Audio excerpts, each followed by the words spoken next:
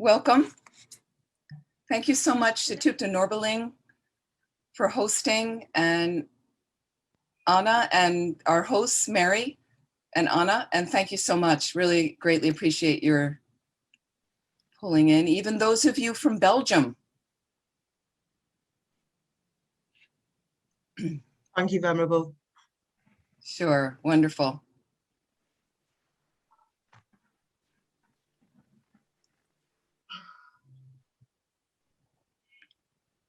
Okay, so we're going to get started with another layer of our meditation practice. And as a review from last week, we talked about, getting that practice set up. And again, there's so many variations of what we can do. We talked a little bit about Guru Yoga practices, the various types, from very simple, like the Shakamuni Buddha practice we're doing, to the more elaborate, like the Lama Chopa. And we talked about the refuge prayer, the 4-line refuge prayer. And then we did Shakamuni Buddha's practice with a particular focus on refuge in that. And then we talked about Shine, how you do Shine, or calm abiding meditation, focusing on a radiant golden drop of light right here outside the nostrils, where the air enters in and leaves the body. And we also talked about the 7-limb prayer and the mandala offering.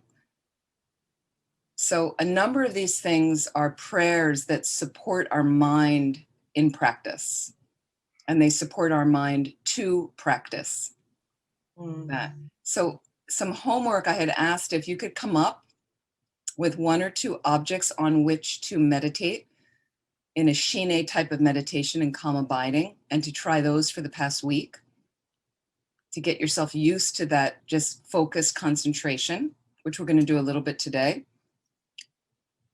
And then there were various readings, and I had mentioned the Shakamuni Buddha practice we had done, which are all part of the materials, with some mantra recitation of Shakamuni Buddha's mantra.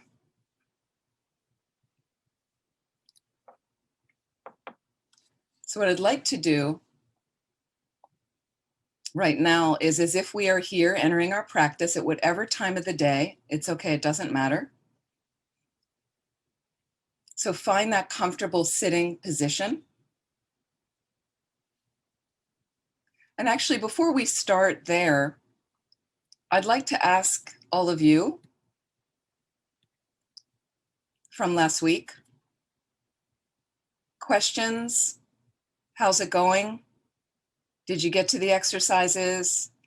If you didn't get to them, what did you notice was going on for you? Anything like that. Please, Beth. I did the different, instead of having the light at the nostril, having it above the head, I realized, well, most of the things I visualized are like that. So it just seems to be better fitting. And then I did changing the color, which was just wonderful. And it was like, damn, this could have been here all along, and I never thought to do this. And it was so wonderful, but it was purple. And then what happened was I got super distracted having Purple Rain song come in my head over and over. So I just let it ride, let the song play out, and just go damn, maybe Prince knew about this. And it was just a wonderful experience. And I'm like, I wish everybody had this little sense of peace right now. Oh, very sweet. So when you were visualizing the light, Beth, thank you so much. That's great. It's over here, over top your head here, correct? Okay, great. Because you were kind of saying out here, but normally it's nice to just have it over your crown, because a lot of the practices we do are like that. And you can certainly try different colored light. Eventually, you may start honing in on if there's a particular deity that you like, meaning an aspect, simply a manifestation of the omniscient mind, different types of Buddhas like that. So, and we call on these different Buddhas based on what we need. If you want wisdom and you want to realize emptiness, Manjushri practice is really good. and reciting his mantra, Manjushri, the Buddha of infinite wisdom. He's the one with the sword, because he cuts delusion. The sword cuts. If you need more compassion, you want to talk to Chenrezig, the Buddha of infinite wisdom. Sorry, infinite compassion. And you want to do even his simple mantra, Om Mani Padme Hum. So you want to do practices around that. It's nicer to also, rather than just launching into the mantra, but that's okay to do if there's kind of an emergency or you're distracted or you're driving, but it's better to set up proper motivation and incorporate perhaps some of these prayers that get our minds kind of supported. All our little practice booklets that the FPMT has that you can download for Chenrezig practice, for Manjushri, for Tara, there's all different little practice books. They're all designed the same. They have the 4-line refuge prayer, refuge and bodhicitta, then it might go into a 7 limbs, or it's different prayers like that we're going to talk more also about the 7 limbs again. And then the main part is there's a visualization, the deity, particular deity you're doing, and the mantra recitation for that deity. You do as much as you can, recitation, and the dedication at the end. And there's a nice practice. So, and you can call it up for whatever you need. If you need obstacles removed, you're trying to get a new job, you're Tara, green Tara is the one you might call on. If you have long life obstacles, maybe white Tara and some other deities. So like that, we want to feel familiar as much as possible. Get familiar with these beings, okay? Because they supposedly appeared to beings in retreat that were developing higher levels of realizations. And then suddenly a manifestation of that particular aspect of the Buddha or omniscient mind would manifest and give you direct teachings. Now, they may look somewhat Asian, the iconography, but as Westerners start painting, they will make them in a more Western looking image. Perfectly fine.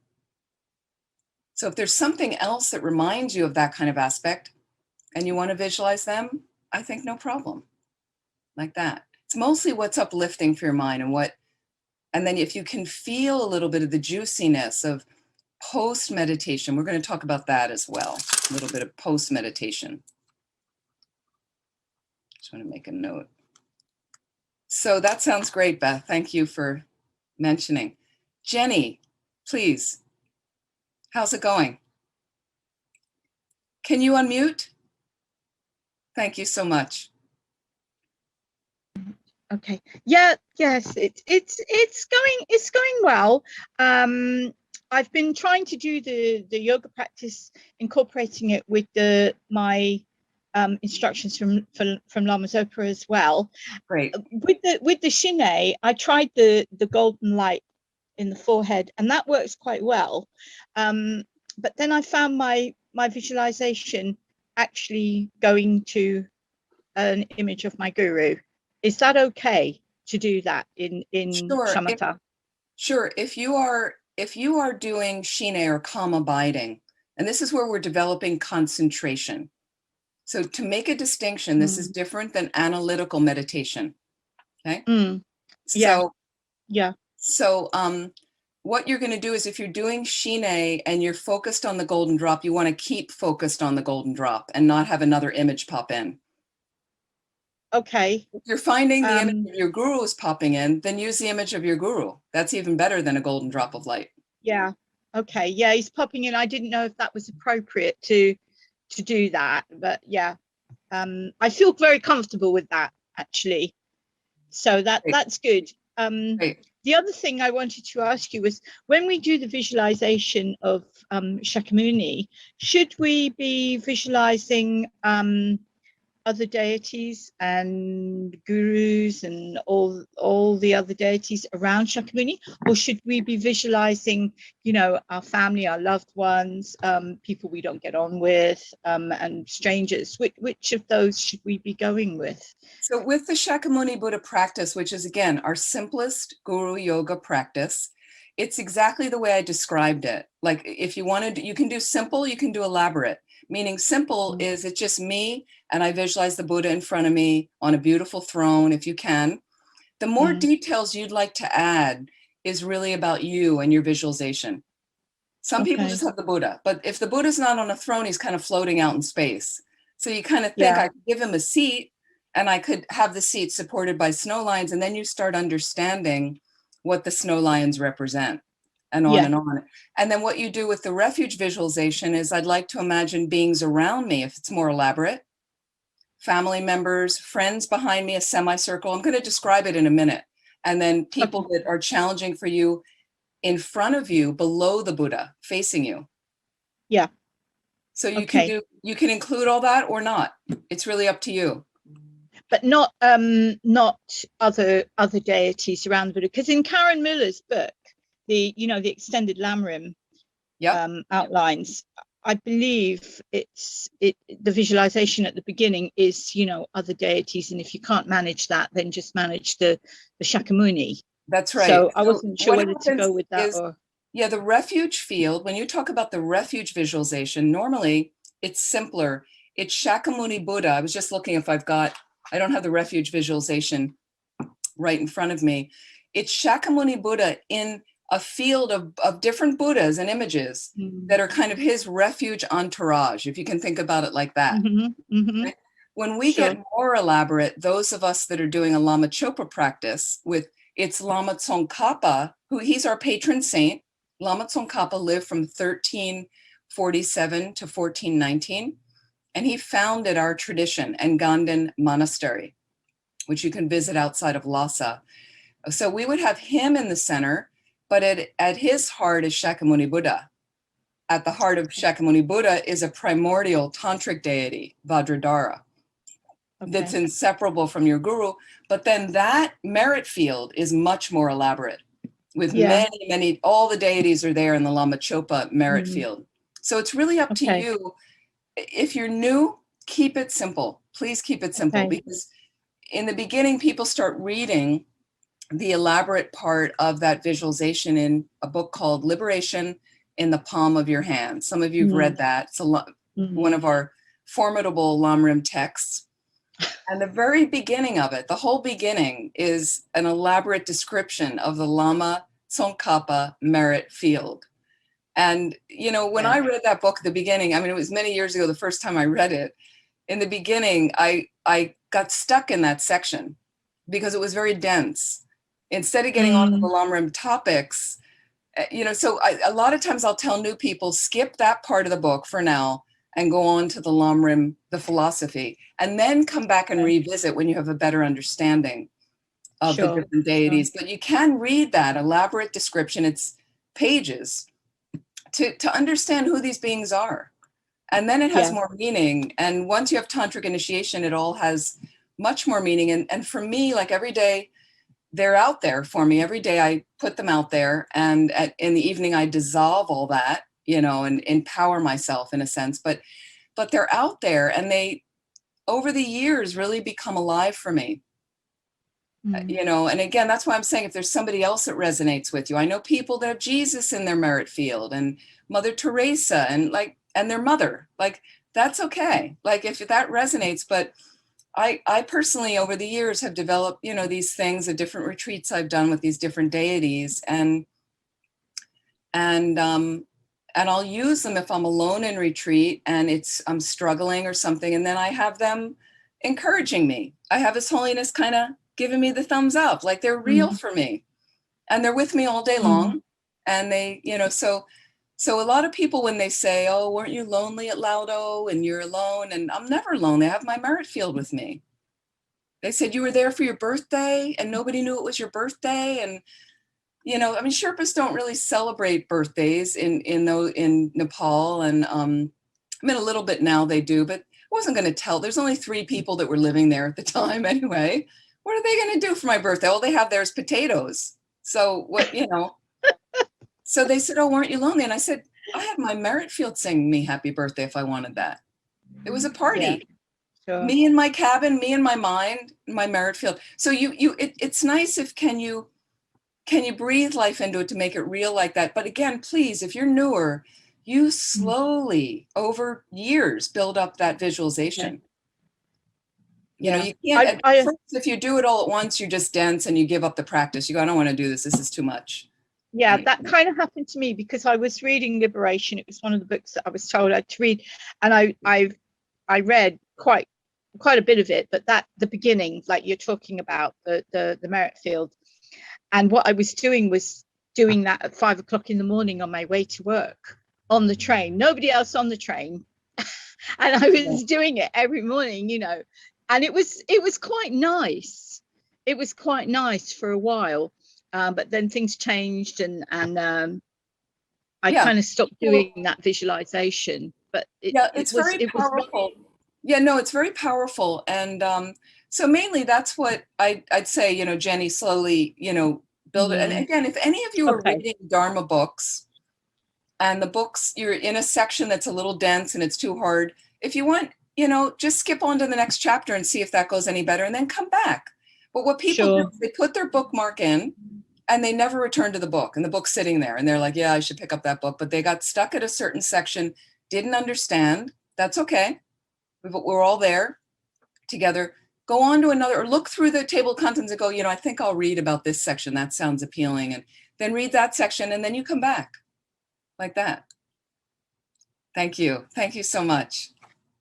Keep on. And thank you to those of you really going for it. You know, you see, it does make a difference in life if you can get to the practice. And how did it go? Those of you picking, other than Jenny and Beth, picking other objects, things that worked for you, things that didn't work, any helpful techniques to share with people?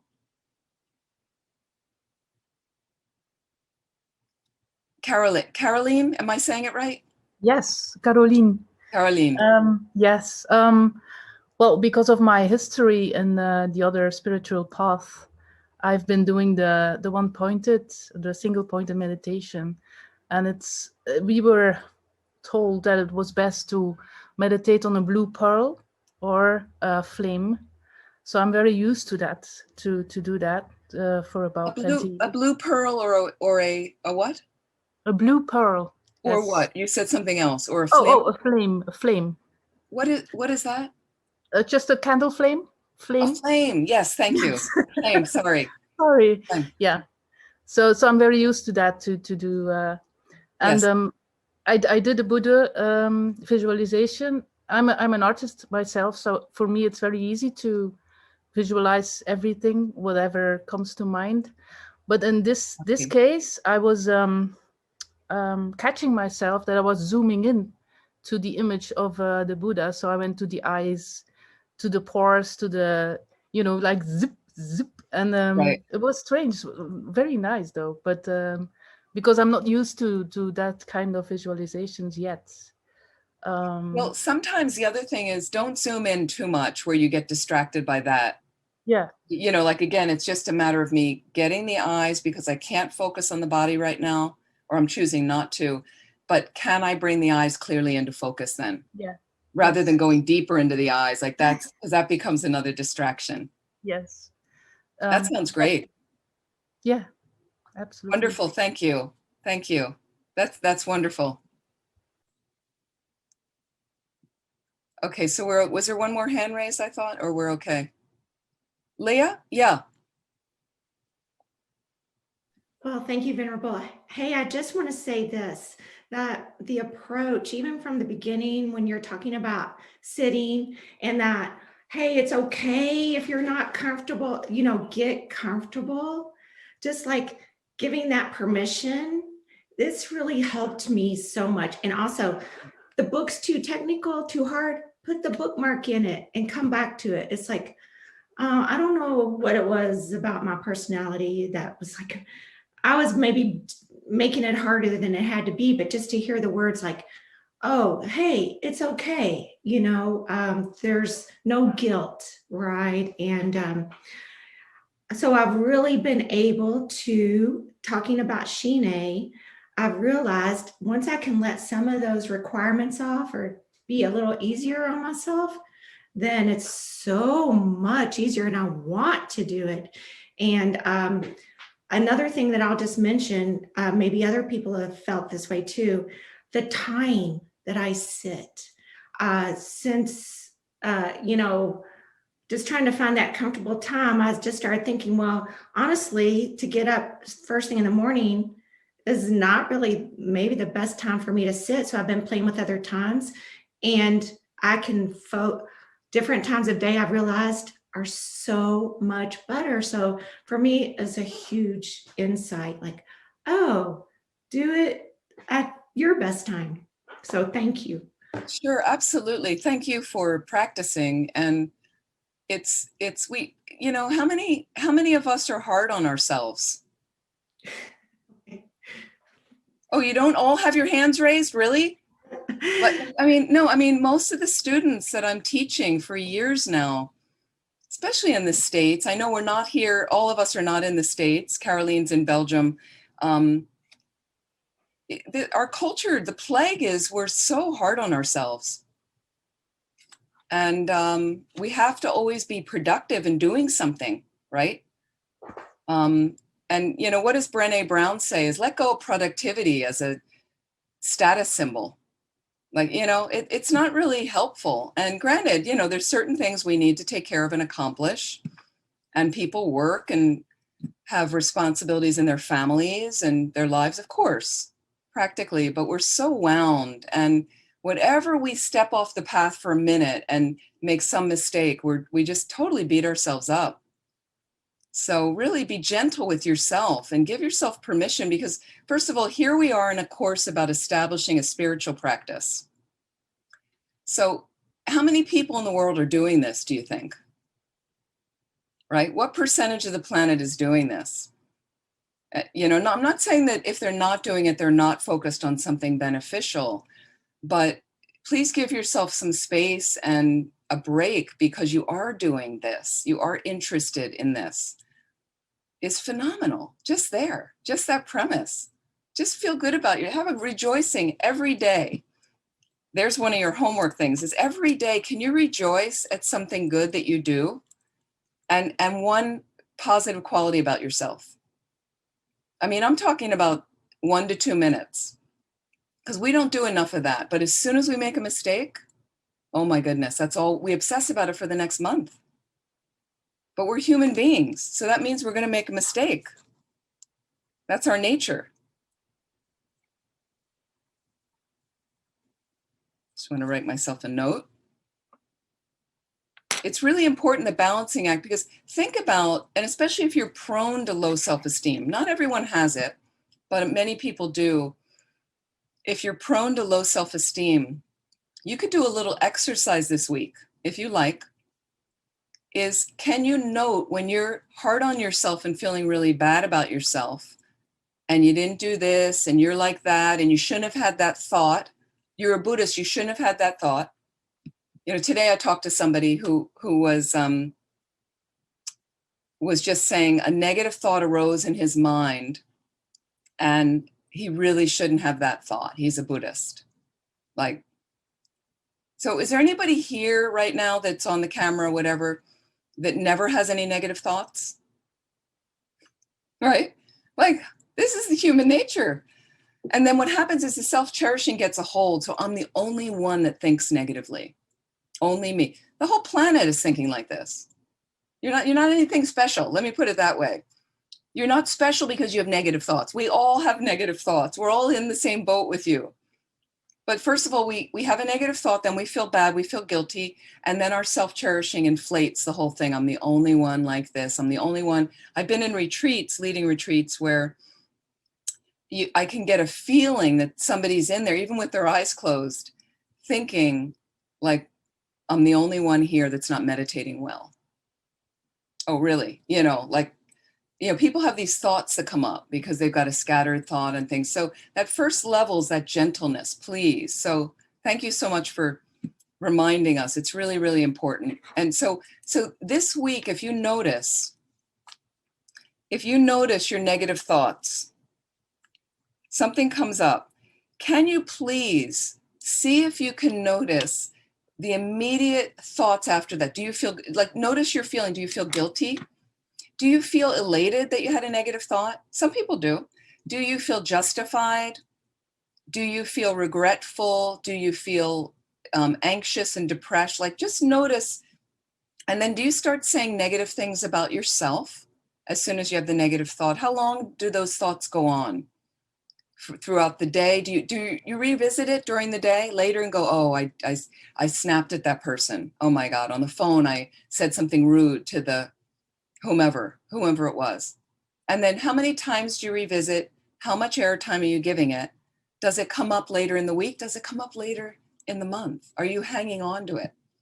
Can you notice that versus how much airtime are you giving for the positive things you do, think, and say? Do you give equal airtime, do you think, in general? Anybody?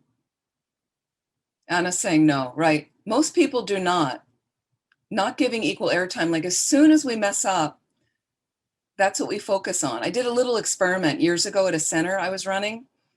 And I had this issue with a woman that was managing.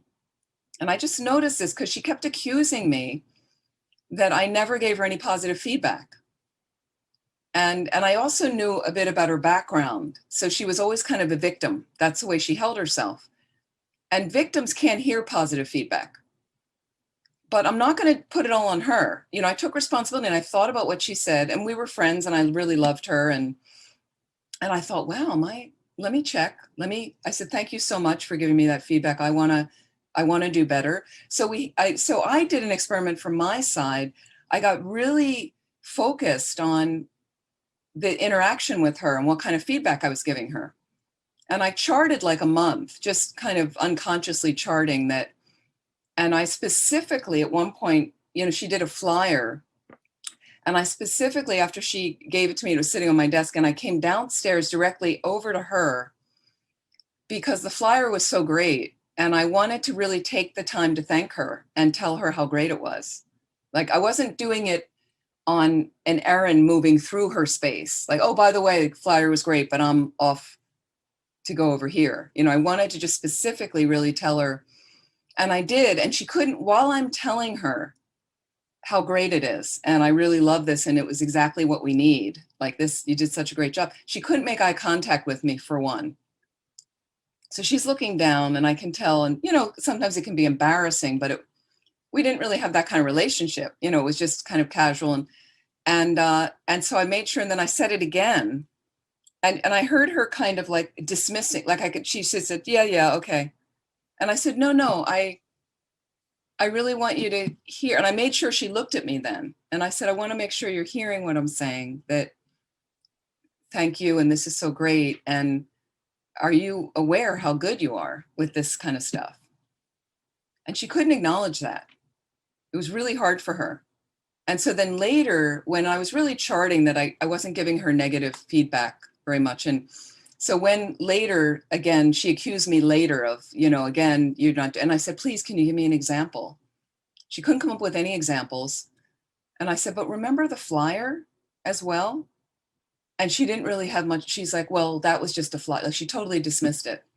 That wasn't anything that I said it was really actually a big deal that we couldn't find anybody to do this. And now you took it on, you did it in a really great amount of time, not much time, and you did a great job. And so it just kind of rebalancing how much airtime. And then she admitted and said, yeah, you know, that it was true that she wasn't able to hear the good stuff ever about herself, which is sad. Because what that does is then you're holding this kind of iron knot in your heart. And then that's how you treat other people from your own, you know, I'm not feeling good about myself. So you're very hard on other people as well. And I'm not saying that she was, but sometimes it would manifest like that, but mainly her carting around her own depression and anxiety over and over, which she could let go of and be free. And so I think it's a common thing of, so check the airtime. Can you rebalance the airtime this week by noticing, wow, I'm ruminating about this negative thing that I did, you know, like for somebody here, I'm just picking on them. You yelled at a passenger on a flight. This is your job, and you yelled at a passenger on a flight. Do you revisit it over and over and over for a month? Okay, maybe it wasn't the best way to handle it, but you do what you need to do, whether you need to apologize, whether you need to check your mind, do your meditation, all those things. And then let it go. Let it go. You get on with it, because we're always making mistakes, because we're human beings. You know, as long as you're trying your best, but we're going to make mistakes. So again, be gentle with yourself. You can do this. You're doing great. Okay, let's do some practice. Let's find that comfortable position. Thank you so much for your comments. And more than that, thank you for your practice. So let's find that comfortable posture. And once again, main part, have the spine as extended as possible. Nice open flow of space. And check the other parts of the posture. We're pretty used to that now.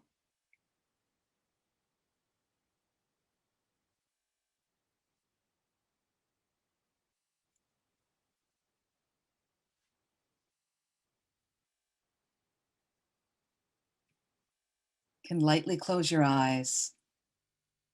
We're going to bring our gaze inward and just slowly allow your respiration to deepen.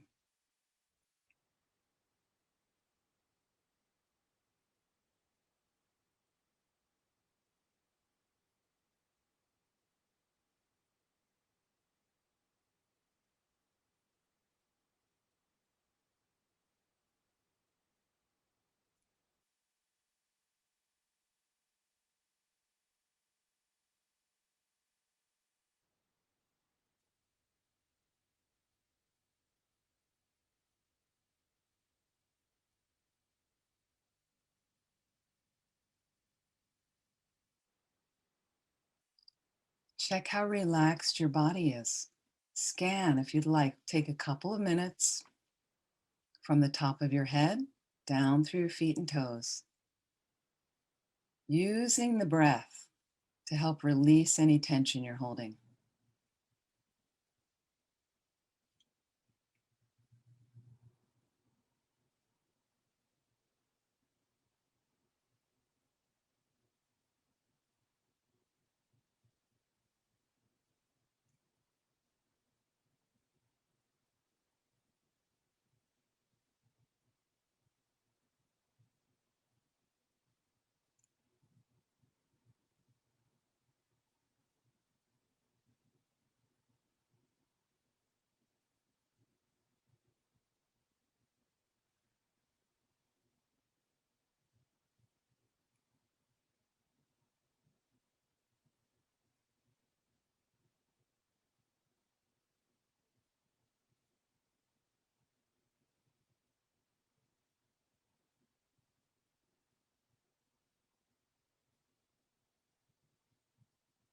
And let's consider our motivation right now. One of the most important components of our practice, as well as any activity of our day.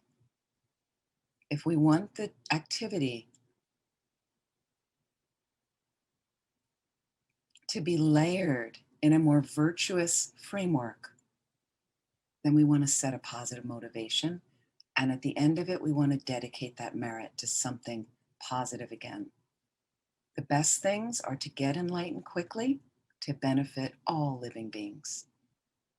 So if you'd like to fold that into the motivation, feel free. And take a moment right now. This is you directing your mind in a positive direction. Set that motivation.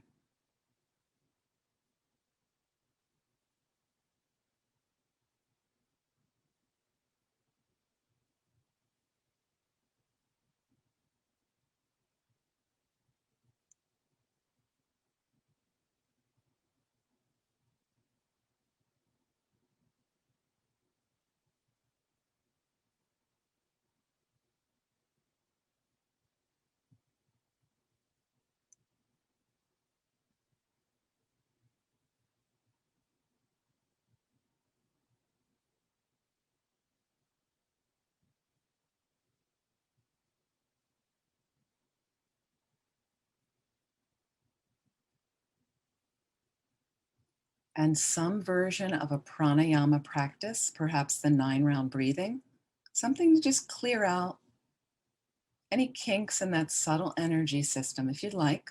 Again, if you don't have time, you can skip. But for now, we'll start by closing off the right nostril, exhaling deeply through the left. And without my taking you through each step, just practice the 9-round breathing or alternate nostril breathing, and you can do on your own.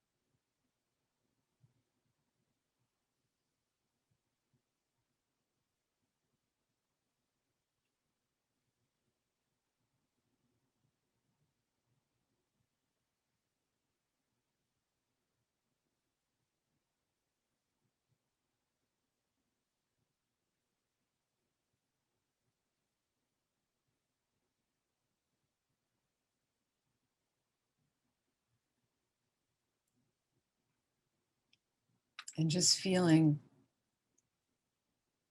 as if you have reduced some anger, attachment, and ignorance in your mind.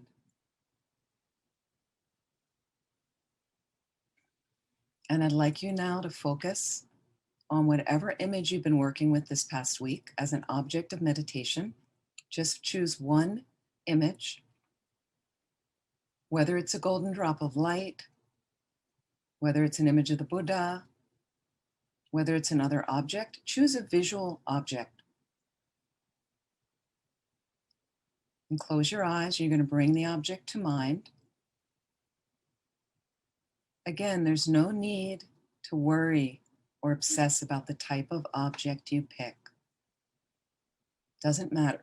It's really from your mind's side that you are holding this object. And then with another part of the mind, clarifying the details. So bringing the object more clearly into focus. So just take a moment to settle on your object.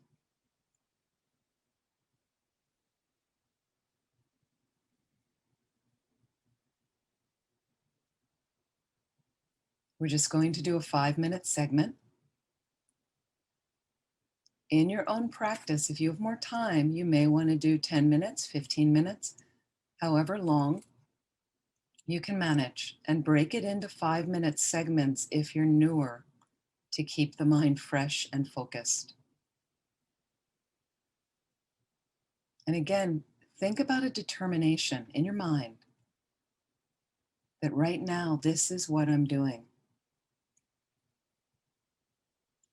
I'm building my concentration, doing the Shine meditation. And I'm going to do it for 5 minutes on this object without my mind wandering. Please begin.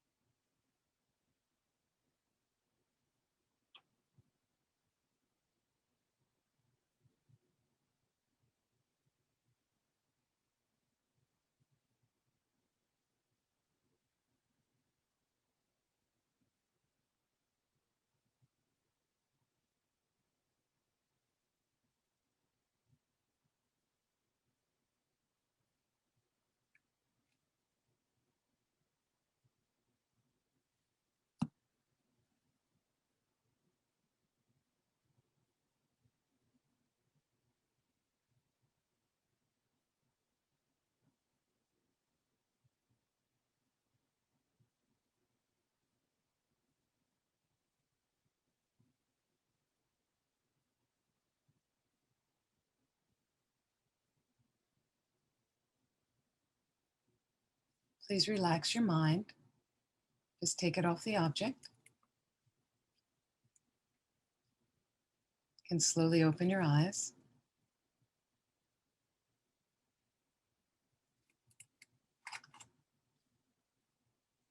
And then this is a part of our practice that we'd be then incorporating some guru yoga. Now, some people do shine at different times. They may not have the time to do it there, and they may launch into more prayers and guru yoga. And then in the middle of the guru yoga, they may pause and decide to focus on it there. For instance, when we're reciting Shakamuni Buddha's mantra, they may very much work on the concentration, focusing on the image of the Buddha and the visualization of different light rays coming into you like that.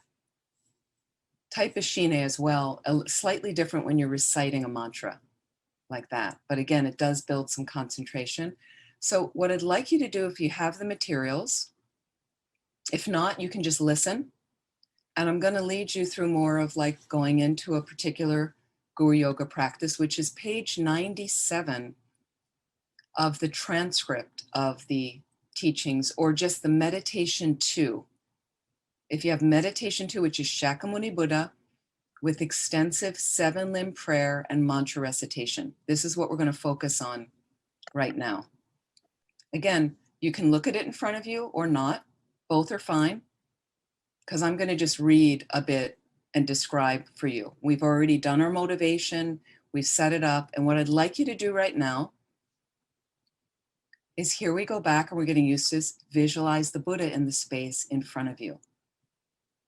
So each subsequent session, I'll say less and less about the visualization. And the more you do these practices, again, you don't need to read every word on the page or every word in the booklet, because immediately the throne will pop in. Again, he's slightly higher than the level of your forehead, about 6 inches in height, facing you. Beautiful jeweled throne. Pairs of snow lions on each corner that represent his fearlessness. And the Buddha sits on 3 things on this throne. So first, there's an open, multicolored lotus flower. Renunciation. The next thing is there's a moon cushion, which is relative bodhicitta, that enlightened attitude that involves great compassion, cherishing others like that. On top of the flat moon disk, like a moon cushion, is a sun cushion, radiant, bright, representing the wisdom realizing emptiness that illuminates everything. That's his foundation, the 3 principal aspects of the path. And you imagine the Buddha draped in beautiful saffron robes, the blue-black hair tied up in a top knot. If you want to remember that, there's an Ushnisha, a crown protrusion on the top of that. That's a sign of enlightenment. And the eyes half closed, half open, lips red, and you get the picture. His left hand in his lap holds a bowl filled with nectar. And his right hand is by his right knee, with the middle finger touching the moon cushion that represents the earth touching mudra of enlightenment. The mudra he was in supposedly when he got enlightened. So as best as you can, you bring this image up in the space in front. More importantly, feeling that he's there, feeling that this is the omniscient consciousness. And this is the highest manifestation of myself when I remove all my delusions. So it's just an inspiration for us. If it's difficult to visualize, have some radiant light color that represents that to you. And then more briefly, just thinking about refuge. And this is on, right now, the page 98, where there's some Sanskrit terms, Namo Guru Bhye, and to the Guru I go for refuge, right? And if you'd like, imagine around you, this is it more elaborate, but you don't need to do it, but if you can, all the living beings around you, surrounding you, because we're gonna lead them in refuge too. So we all take refuge. It's good for them. It's good for our mind to think of others, to bring others with us on the path if we can. In a natural way, not in a coercive way, of course not. But if you'd like, you could put family members to your side, seated beside you. even if they passed away. You could have friends in a semicircle behind you, like that support. You could have any challenging people or strangers in the space in front of you, facing you below the Buddha. And you can imagine all the rest of the space is filled with living beings who so desperately are suffering and need our help. So if you'd like, just imagining, you can imagine it briefly, right? But really turn back to the motivation of thinking how beings on this planet are suffering. And just reflect for a moment how limited we are to help them. And just think, in my current state, there's only so much I can do. But if I were a Buddha, it's amazing what I could do for living beings. I'd have unlimited mind. And I'd also have unlimited compassion, wisdom, every good quality. And we just act from there. Just take a moment to just consider that for a moment.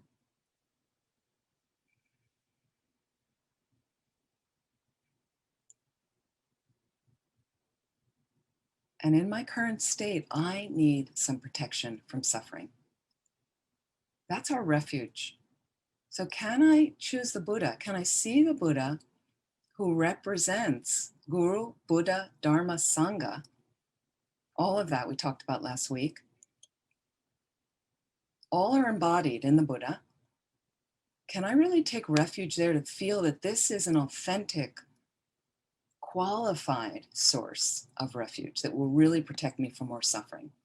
And slowly, if you're not sure about that, take the time to study the refuge part of the teachings to see what is it about that refuge and what do I take refuge in instead? And how does that help me? Does it lend me ultimate support, like a long-term fix for my problems, or does it just lend a temporary support? Okay.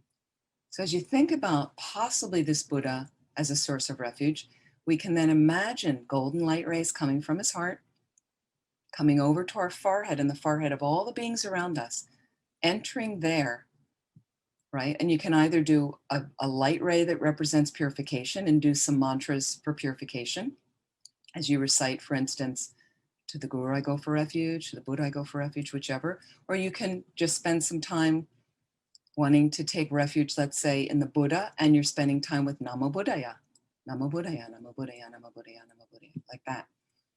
Or you can visualize the golden light rays that grant you all the blessings and realizations of, if you're doing Guru Bhye, of the Guru, represented in the Buddha, or Buddhaya, the Buddha, or Dharmaya, also represented by the Buddha.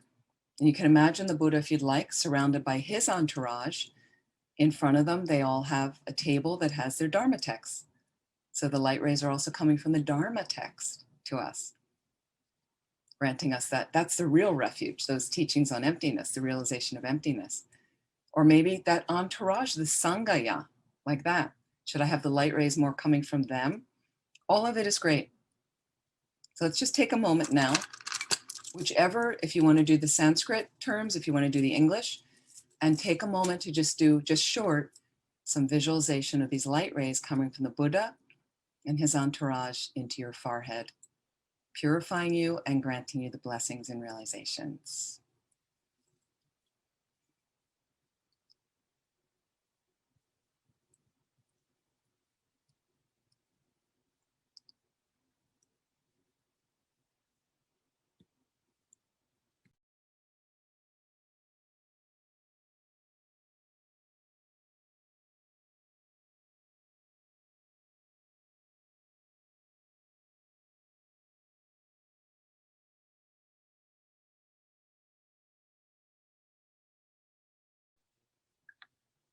Namo Sangaya. So if you're particularly focused on a refuge part of your practice, if you're doing a refuge nundro, where you're counting a number of the refuge, you may spend more time on that section. If not, just a little bit of time and then you might move on.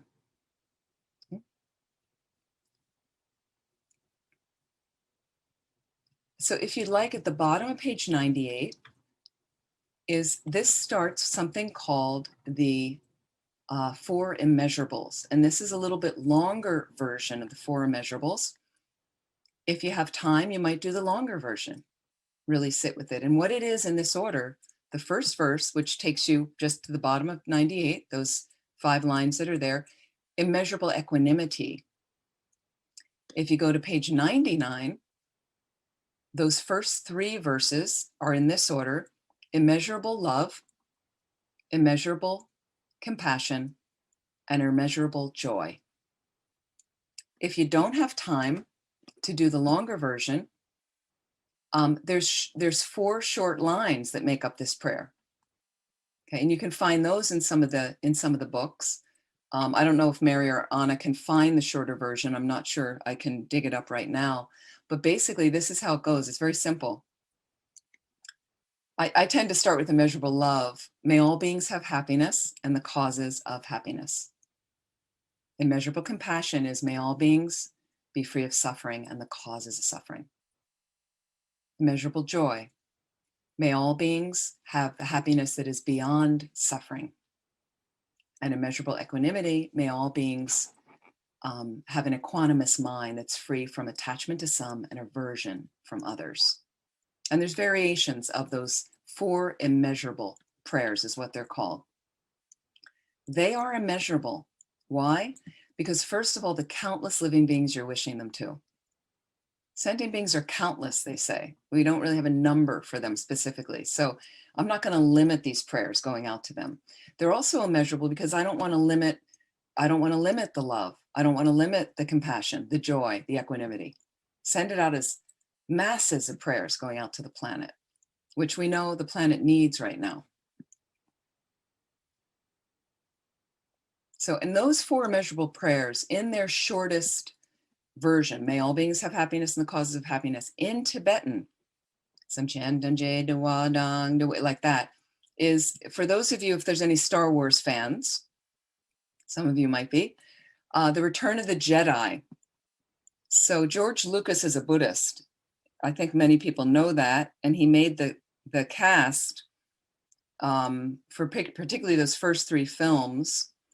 They had to study Buddhism. They had to take Dharma classes. It's all very much about overcoming delusion, what those films are about. And so there are these Ewoks, these little teddy bear kind of characters, and one of them going through what a computer-generated redwood forest, and clear as day, they're chanting the 4 immeasurables in Tibetan in that film. So if you're a great Hollywood producer or director, think of the imprint that millions of people around the planet from watching that film got into their mind stream, from hearing, not knowing what it was, but some you know, is in the film. Somebody said they took it out of the digitized version. I don't know. I haven't seen that version, but it was in the original. And I remember when it came out and Buddhists were all excited about the 4 immeasurables are there. And everybody was listening, watching it like that. So Anna, the text that I'm using is the transcript. Is that part of, or no, sorry, the text that I'm using, you can go, is meditation 2, Anna. Does that help? Okay. Meditation Thank you. Mary is in charge of screen sharing the texts. Just I wasn't too sure where. I can actually share this text. I'm sorry, I can share it myself. So I will share this just to make it easier for you. Absolutely. Here we are. Can everybody see that? Okay, great. Now let me know if you can't see it, because I'm going to try to make it bigger on the screen too, and sometimes it kind of goes away. Okay, can everybody see this? Let me know if you can't see it. Okay, so what I'm referring to here is, these are the 4 immeasurables,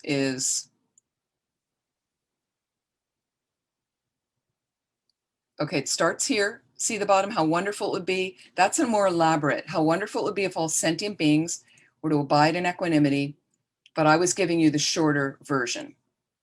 But what I want to focus on right now, so you could do a short version of the 4 immeasurables, longer version if you have more time. And then we're right here right now. And if you'd like, you're reestablishing a motivation with this next verse in particular. Let's feel free, if you'd like, feel free, we can read together. In particular, I must achieve enlightenment quickly in order to free all the numberless kind mother sentient beings from the unimaginable oceans of samsaric suffering and causes of suffering, and lead them to peerless full enlightenment. For this purpose, I'm going to do these practices of the 7 limbs, making requests, and reciting Shakamuni Buddha's mantra. So if you feel you need a little bit more getting that motivation together, you can read that, you can think it, or you can just think about your own motivation. This is what we're doing. And then here, the next paragraph just says, you know, I'm trying to really connect with the Buddha. If you see the qualities that this is an enlightened being, I'd like to be like that being. Because not only are they blissful and never suffering, but then you're empowered to help all beings. So this is really why I'm doing this practice, what I want to help. And just feel that you have, as it says here, a firm conviction, commitment, entrustment into that energy of the Buddha, if you like. Again, more of that will come the more you do your practice, the more you get into your practice. You could pause there to just establish that in your mind. So just feel that as deeply as you can right now.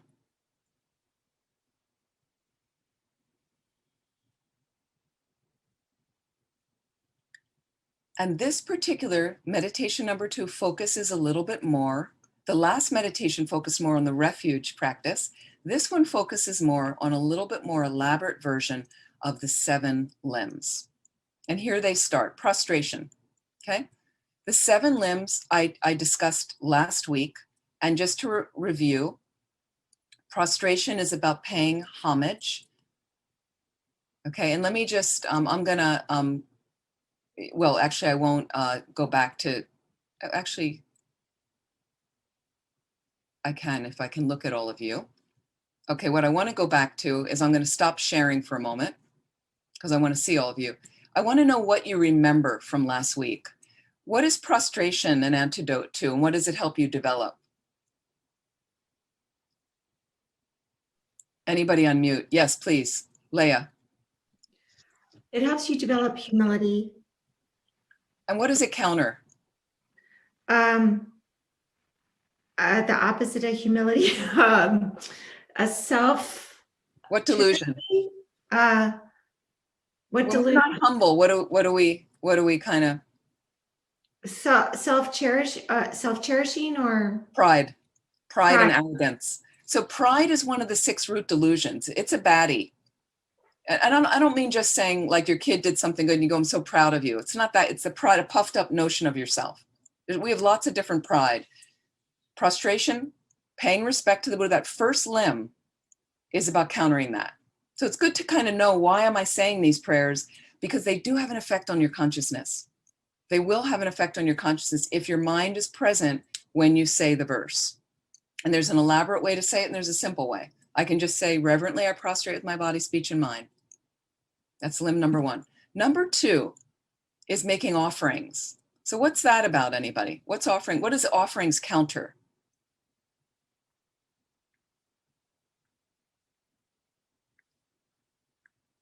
So offerings is about generosity, no doubt. And generosity creates a flow of the teachings in your life, if you're practicing it in that way. But what does it counter?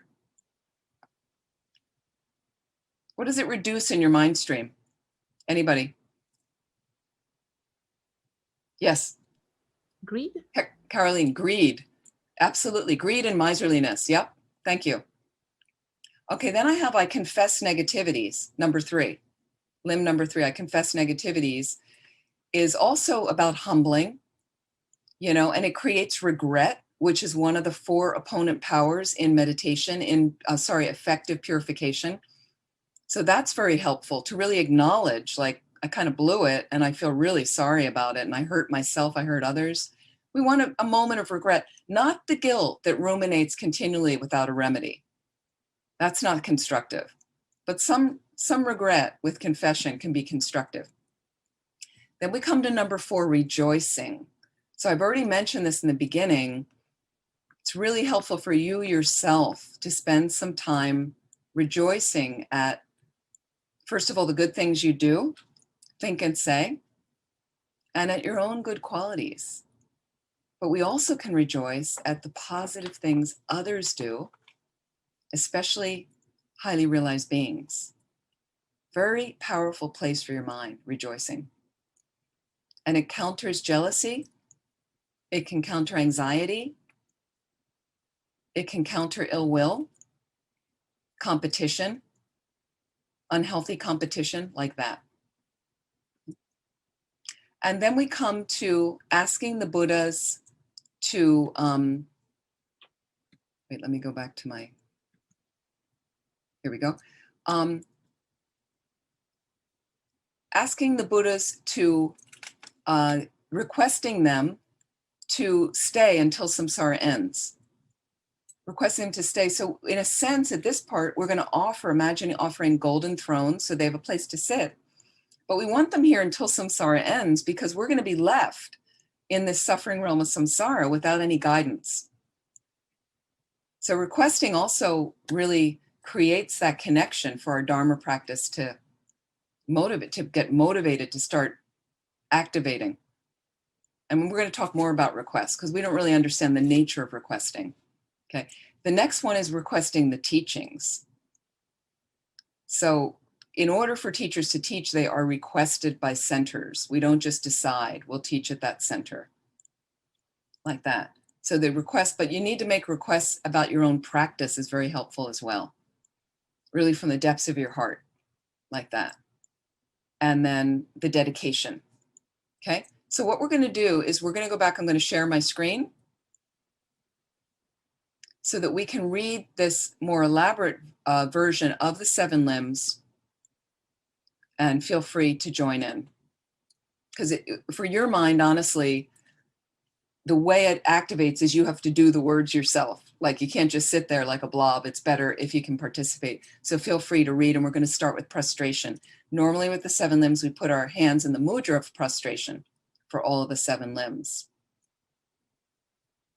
And it says here, the first of the 7 limbs, identifying clearly a quality of that enlightened mind that we ourselves wish to achieve, and mentally prostrating with our body, speech, and mind with the wish to achieve that quality ourselves. And this is really nice because it's not about the words. It's not about just saying, reverently I prostrate with my body, speech, and mind. This is really the mental activity, and this is more powerful. So again, just as it says, think about one aspect of the enlightened mind of the Buddha that has attracted you. Can you mentally pay homage? And you can even imagine yourself prostrating. Long prostration with your body, maybe numerous forms of yourself, as large as possible, is how we prostrate with our body. We prostrate with our speech when we say positive things about Buddhas and holy beings and our teachers. We prostrate with our mind when we wish to achieve that quality ourselves, and we do the practice and we have respect in our mind. So just take a moment to try to practice that prostration of body, speech, and mind.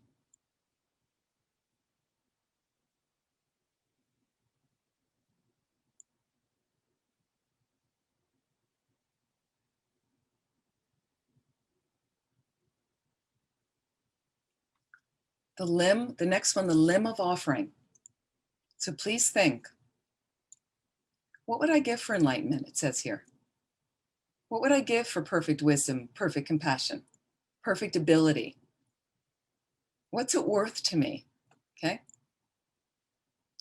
So visualize making an offering right now, whether it's a physical offering, jewels, mounds of delicious food and drink, beautiful sunsets, all the love you've ever experienced. Imagine now you're walking up to Shakamuni Buddha in the space in front of you, okay? And you're making that offering.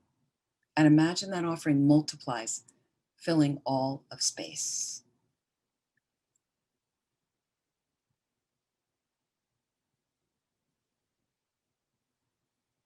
Imagine how blissful the Buddha is to receive this offering. The best thing we can offer? Our practice.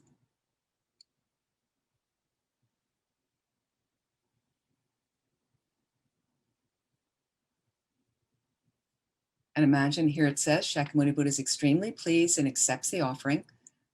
And as a result, his mind experiences great bliss. And then all the offerings absorb back into his heart.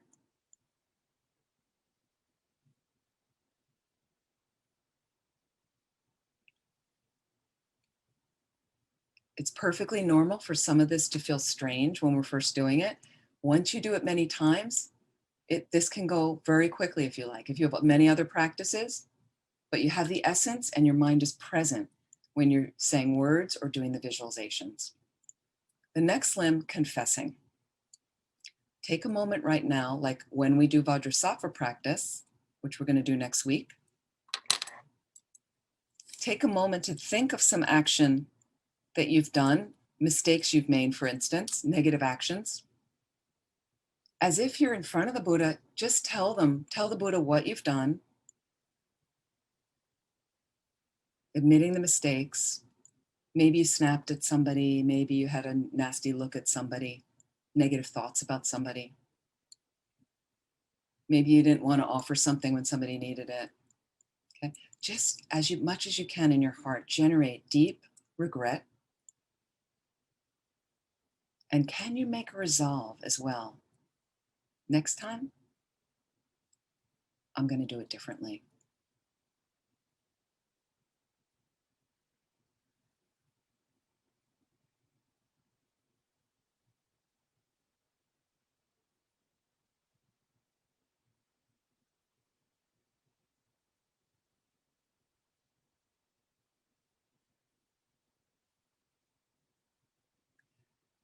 Now we're at rejoicing, the top of the next page. Rejoicing in the goodness of ourselves. It starts there. Some people won't acknowledge any goodness about themselves. This is the practice they need to do. We all make mistakes, but we all have good qualities. The main thing is we have a seed of Buddha nature in us. That means we can become a Buddha one day when we purify the obscurations. We're on the path. Think about the effort you're making right now to show up for this class, the effort you've made last week to try some meditation, the effort that you've been doing in your practice since you've met the Dharma, okay? So this effort, and the effort that we've made in the past, it says here, to have the conditions to meet the Dharma again, it's unbelievable. You created this. Something in your mind stream created it. Nobody else. You did it. Think about the goodness you've done for others. You know, and if you'd like, the sincere wish in your heart, it says, thinking, when we rejoice, a lot of times it's how wonderful it is. How wonderful it is. How wonderful it is. How you can say that over and over in your mind.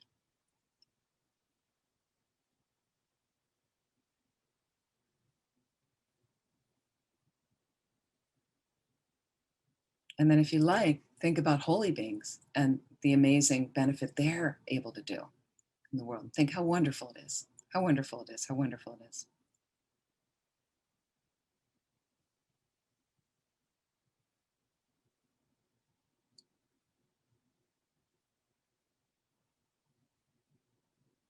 Then we move on to requesting. However long you want to stay in each section completely depends on you and the time you have for your practice. We request our teacher to stay with us, okay, until we achieve liberation and enlightenment. So to stay, we say, until samsara ends. So in order for that, they need a place to sit. So we imagine offering now a golden throne. And here it says with a double dorje. Double dorjes are symbols of long life. Here it says firmness and stability. So we can imagine the golden throne and the double dorje absorbing into the Buddhist throne that we first visualized. And if you want to visualize an entourage around the Buddha, they're all on thrones, and we're offering a multitude of thrones that absorbs into their thrones when we request them. Very heartfelt in your mind. Please don't leave us. Please be here by our side, guiding me all the way to liberation and enlightenment, making that strong request from your heart.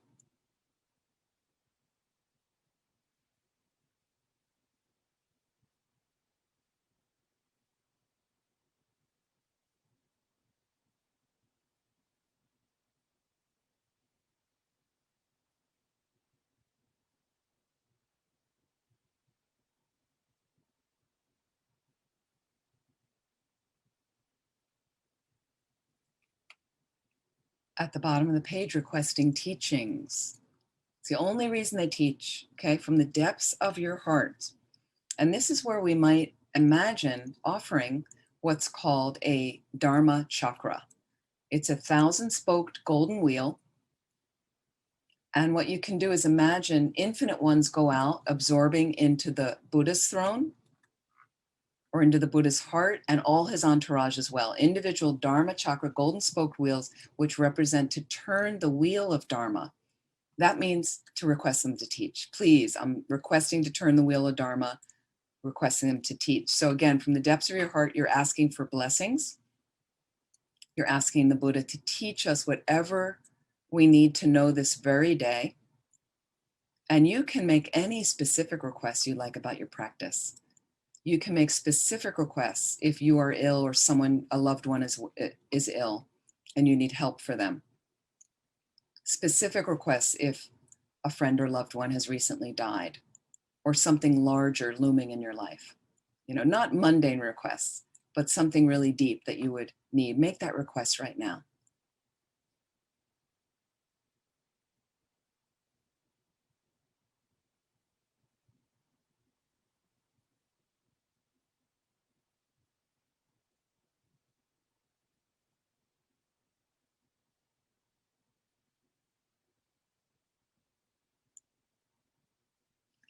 And the last of the 7 limbs, dedication. So just take a moment right now and let's think. Can we dedicate whatever positive energy we've created from visualizing these 7 limbs, which are so powerful, okay, to bringing us all the way to enlightenment so we can benefit all living beings?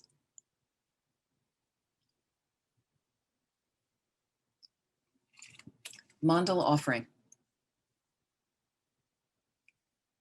So as a final great offering, it says, we were this configuration of the universe, of the world, okay?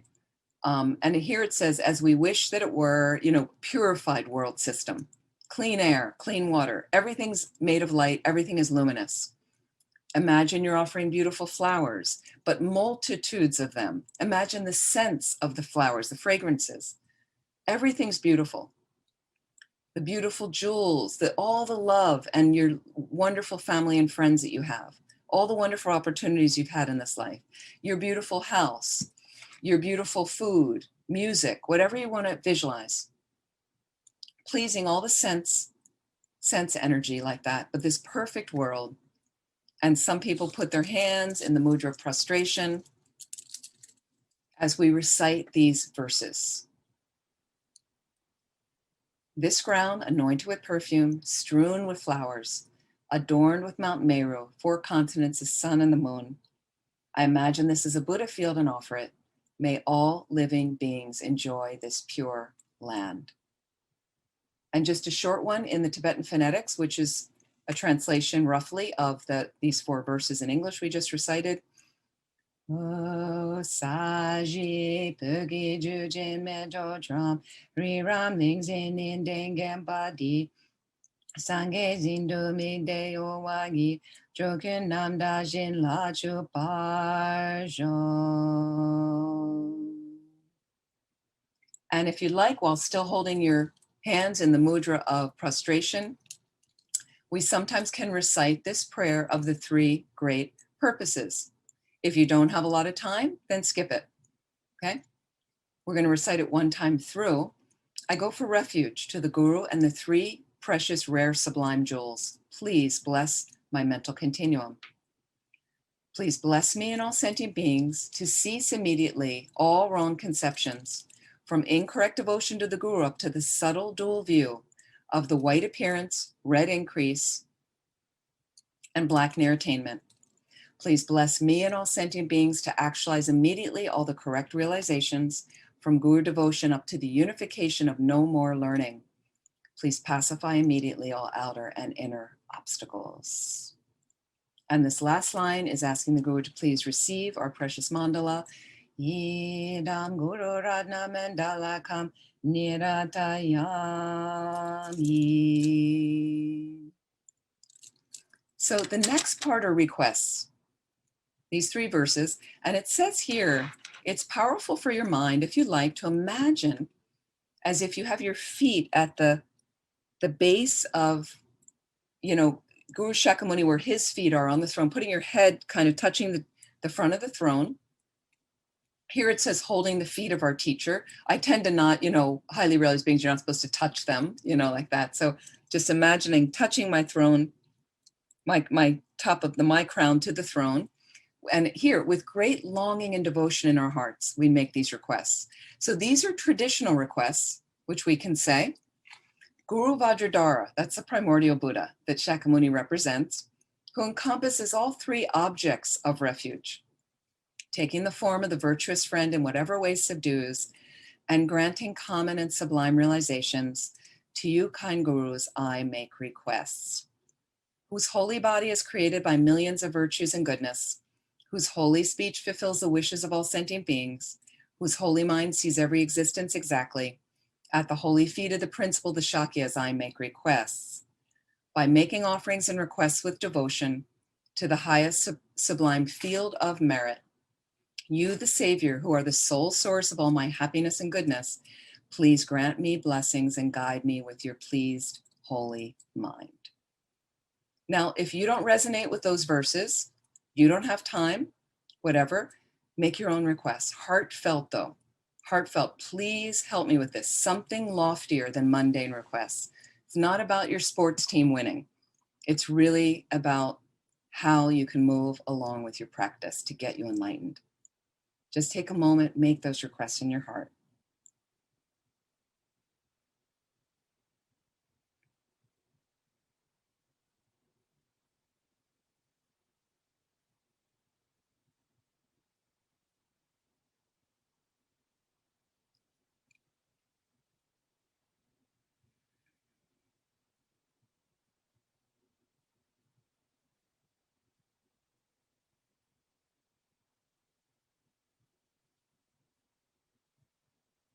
And visualizing now Shakamuni Buddha, out of his wanting to help us, wanting to bless our minds, comes to the crown of your head. So you take that visualization in front and you turn it around so it's facing the same direction as you. He's about 6 inches in height. We can keep him there as we're reciting the Buddha's mantra. And you can visualize different colored nectar rays, white nectar rays, golden nectar rays coming from, descending from all the pores of the Buddha's body, coming right down through your crown, and those all sitting around you, all the people you visualize. So if you'd like, you can first do a colored nectar ray that represents purification, purifying all negativities, mental veils. It says all suffering, disease, and so forth. You can visualize golden light rays coming down as we recite his mantra as well, granting us the blessings and realizations. So here it has both of those areas. The two mantras represent each of the visualizations. And if you don't have time, you might just do one visualization, whichever you like. So take a moment here. We're going to recite some of the mantras. We'll chant 3 together, and then you can recite on your own and at any pace that you like with whichever visualization you'd like to do. O Taya Ta O Mune Mune Maha Mune Soha Taya Ta O Mune Mune Maha Mune Soha Taya Ta Om Mune Mune Maha Mune Soha. So it's nice to try some with the visualization to purify and some with the visualization to receive the blessings and realizations. Taya Dom Mune Mune Maha Mune Soha.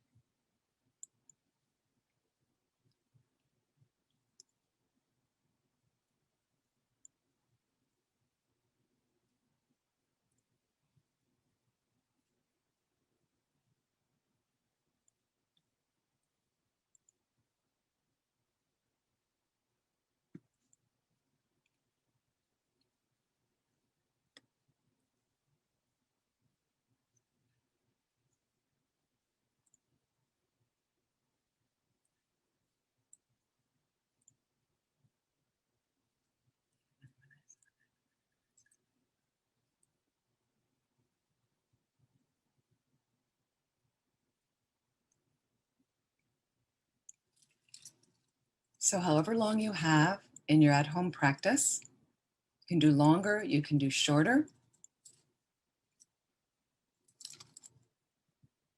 And imagine that Shakamuni Buddha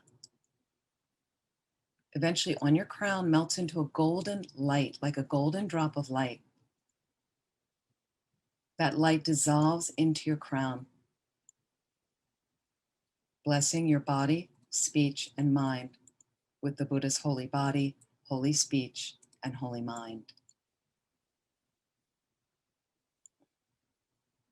And here it says, we are clarified as pure light beings, abiding in the world solely for the purpose of benefiting others. Just think for a moment, this is me.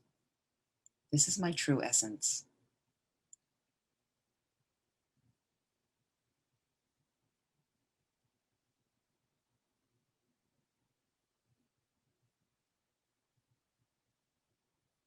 Now here's another variation, is when you bring the Buddha to your crown, before we recited the mantras, if you like, you can leave a visualization out there with the Buddha and his entourage for your entire day. So if you have something to drink, you first offer the drink to the Buddha and the entourage, or your merit field, like that. And then you dissolve a replica, for instance, into you. So all day, I'm kind of conscious that there's a holy being around me. There's a holy being out there. So it sometimes the more we can refer to that and think about it, it keeps our body, speech, and mind a little bit more elevated, more virtuous space. Normally, we will forget it all day, and that's okay. You know, we're ordinary beings, it happens. But again, you can recall that and you're having a meal, you might want to first offer to them, then you get some merit in your mind like that. Then this is an area right now here at this space where we would then bring in our Lam Rim analytical meditation on the philosophy.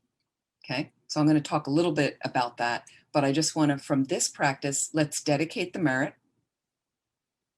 And it's right here in this is again, meditation number 2. Whatever we've done, we just dissolve the Buddha. I'm thinking about my own highest goodness, like that. Can I dedicate, here it says, all the positive energy that we've generated during this meditation to the quick enlightenment of each and every living being. And may we ourselves quickly attain that state of a Guru Buddha and become exactly what is needed to benefit all living beings, or to benefit for all. May we generate the bodhicitta which has not been generated, and may the bodhicitta which has been generated never decline, but always increase.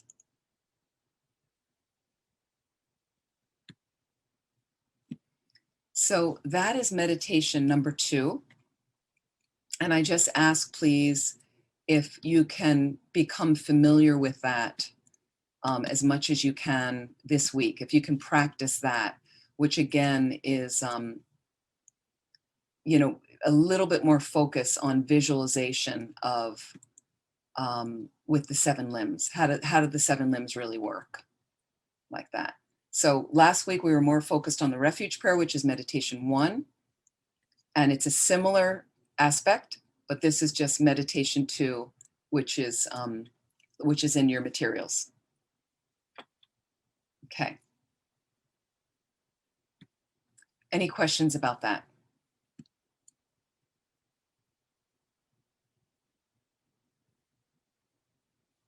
Let me see, somebody's got a message in here. Venerable, I have a question. Yeah, I just want to ask Mary as the host. I don't think you need to add another version. I think because the meditations are in the materials. So what they really need is the meditation. So I think that's fine. Okay, great. Because Dundrup's been great, Venerable Dundrup, adding different things, but just so as not to confuse people, I think we've got enough materials in there. So again, please, those materials should be in there, and you can additionally focus on meditation 2, which we just did. So sorry, was there a question? Sorry, somebody, yeah. Yeah, Kathleen, please. Thank you, Venerable. I'm a little bit confused about the materials.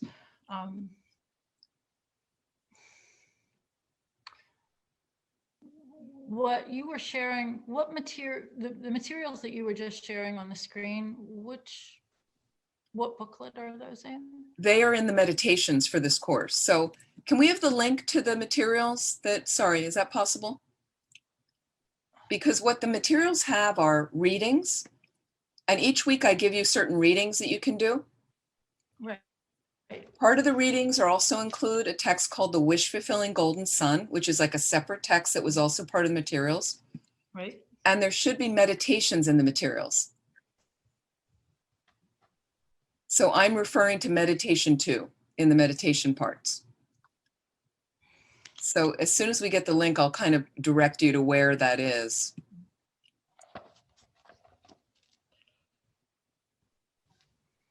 Venerable, I'm sorry to interrupt. So there's 2 different ways to access the materials. I posted the material link. There's some items in there, and then there's also some items directly on the website for the link for this course. So Yep. I'll also post that. But I think I agree with Kathleen. I'm having a hard time finding the meditations myself. Oh, okay. Let me see if I can find that for you. Okay, went I through think all the links. okay, the meditations are not here in this link you just put up. So there should be a separate meditation link that's part of the course. Let me double check because it's got, wait, hang on a second. Required reading is there. That's great. That's not the meditations. So what I'm going to do, oops, just.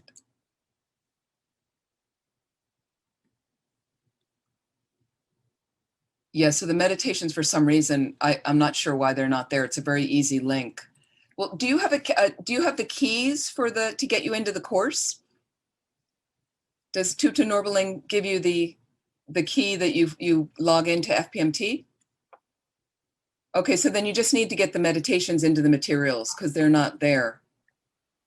Okay, I will take care of that. And anything else, there should be like assessment questions or anything else that is for the students' part. But the meditations are definitely a part of that. And let me just see if I can, see, I can't give you a link because I don't know how to access it right now while I'm online. I'm so sorry. I thought you had those meditations. I thought they were part of the materials. That's a key part of this course is the meditations. You need to be doing them each week. I'm so sorry. Let me, because I have a whole section where it's just the meditations. Let me see if I can somehow access them for you, but okay, wait, you know what I'm going to do? Let me go online and let me see if I can bring up the course. Okay, so if you go to fpmt.org, and when you go to the education tab, you go down to Discovering Buddhism. And I like to go to Online Learning Center modules. I hope I'm in the right place. But what I do is if I go to module, Buddhism Module 8, DBM08, let me just double check something here.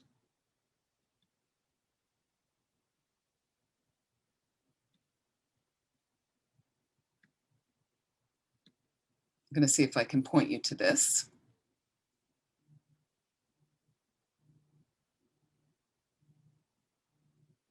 Okay. Course materials, readings, additional resources. Hang on one second. Okay, here's the guided meditation. So I'm going to give you a link and let me know if when I share it. Okay, this is for everyone. Now, okay, that link, when you open that link, you should come to a thing. It says Online Learning Center, Module 8, Establishing a Daily Practice. Now, when you go down, okay, I want you to go down Session 1, Session 2, past all the sessions, Required Integration Practices. And it says Guided Meditations.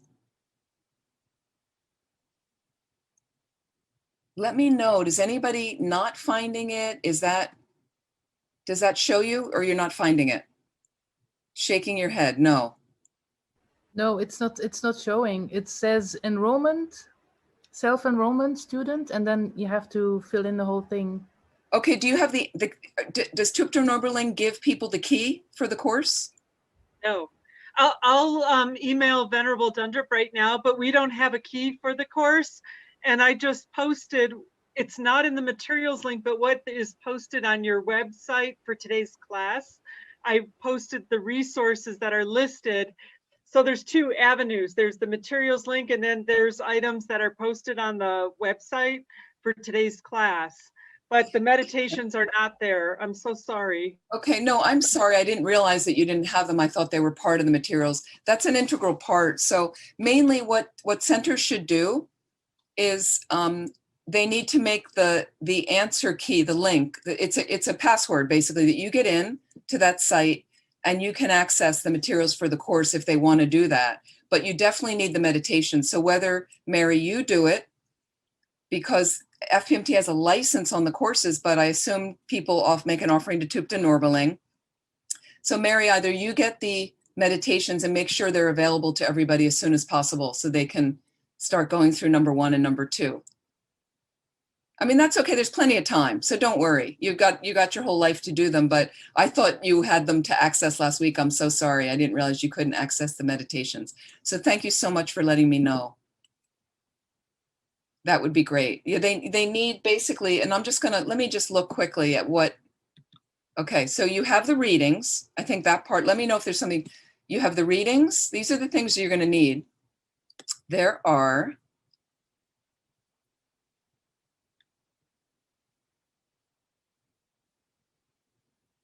should be a link to a discussion forum, Discovering Buddhism Student and Elder Forum, if you want to participate in a forum with additional questions.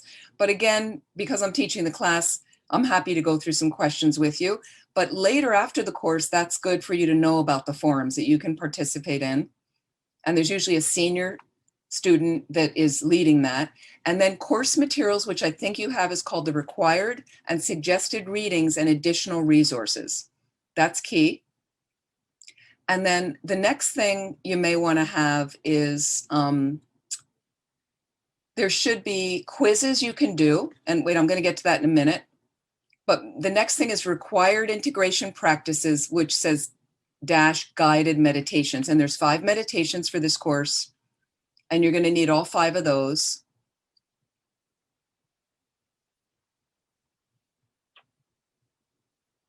There's links and references and surveys down if you want to do some of those. But let me just come back to all of you to ask of you.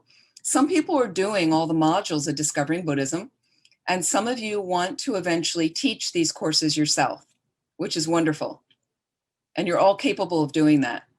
In order to teach these courses, you need to complete all the modules of Discovering Buddhism, but you need to complete them in a way that you get a certificate. So what I mean by that, that means you have to do all the readings, you have to do all the meditations, you do the quizzes for each session that I've gone through. There's quizzes you can download. You can find all this in the online part. And then there's a final exam.